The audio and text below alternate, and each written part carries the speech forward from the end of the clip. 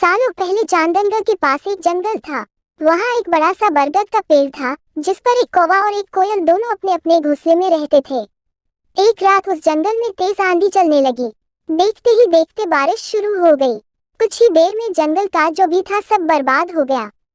अगले दिन कौवे और कोयल को अपनी भूख मिटाने के लिए कुछ भी नहीं मिला। तभी कोयल ने कौवे से कहा, हम इतने प्यार से इस जंगल में रहते हैं, लेकिन अब हमारे पास खाने के लिए कुछ नहीं है। तो क्यों न जब मैं अंडा दूं तो तुम उसे खाकर अपनी भूख मिटाना, और जब तुम अंडा दोगे तो उसे खाकर मैं अपनी भूख मिटा लूंगी। कौवे ने कोयल की बात पर सहमति जताई। संयोग से सबसे पहले कौवे ने अंडा दिया और कोयल ने उसे खाकर अपनी भूख मिटा ली। फिर कोयल ने अंडा दिया। कौवा जैसे ही कोयल का अंडा खाने लगा तो कोयल ने उसे रोक दिया।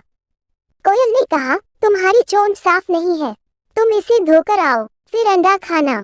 भागकर कौवा नदी के किनारे गया। उसने नदी से कहा, तुम मुझे पानी दो, मैं अपनी चोंच धोकर कोयल का अंडा खाऊंगा। नदी बोली, ठीक है, पानी के लिए तुम एक बर्तन लेकर आओ। अब कौवा जल्दी से कुम्हार के पास पहुंचा।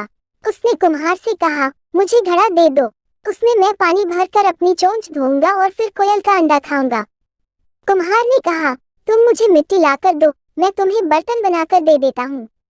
यह सुनते ही कौवा धरती माँ से मिट्टी मांगने लगा।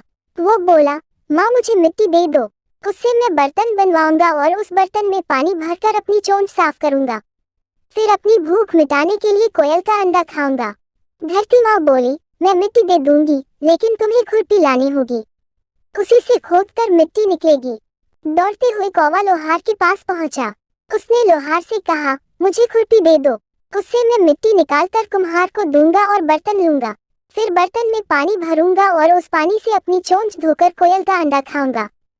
लोहार ने गर्म गर्म खुरपी कौवे को दे दी। जैसे ही कौवे ने उसे पकड़ा उसकी चोंच जल गई और कौवा तड़पते हुए मर गया। इस तरह चतुराई से कोयल ने अपने अंडे कौवे से बचा लिए। कहानी से सीख। कौवे और कोयल की कहानी यह सीख देती है कि दूसरों पर आंख बंद करके भरोसा नहीं करना चाहिए, इससे नुकसान खुद का ही होता है।